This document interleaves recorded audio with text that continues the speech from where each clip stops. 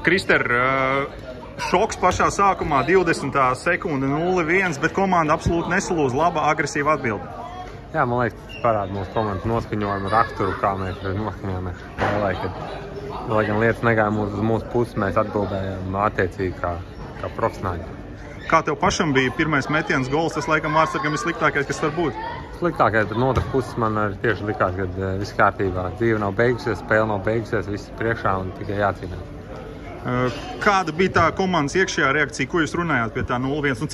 Cik tu varēji dzirdēt? Tu, protams, bija laukumā, uz soliņa nebija.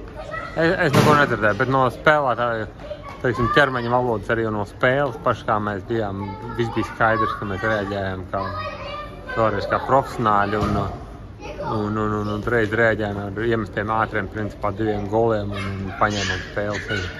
Francijas līderi Texier un Da Costa, kā tu gatavojies spēlēt pret viņiem? Tu kaut kā gatavojies pret tādiem izteiktiem līderiem kādās komandās? Nē, ne pārāk. Es principā cenšos saprast, kas ir viņu stiprā puse, bet tajā pašā laikā es necenšos pārāk pievērst, ko viņi centīsies darīt, vairāk koncentrējot savu spēli. Fantastiski, kā tu biji gatavs šim olimpiskajam turnīram, ielaist tikai pāris ripas, ļoti labs sniegums. Tu biji gatavs arī ielikt iekšā un būt pa pirmo vārdsargu pēc tam, ka Šilovam, diemžēl, sanāca savainojums.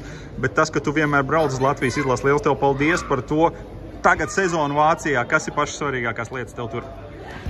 Atkal vienkārši noskaņoties sezonai, gatavoties, teiksim, profesionāli pieeja pie darba un drīz sāksies arī Champions League, tā ka, principā, paši sagatavošanās posms, principā, ir nevis ar treniņiem, bet gan ar spēlēm un tādā ziņā, pastīsimies, kā būs.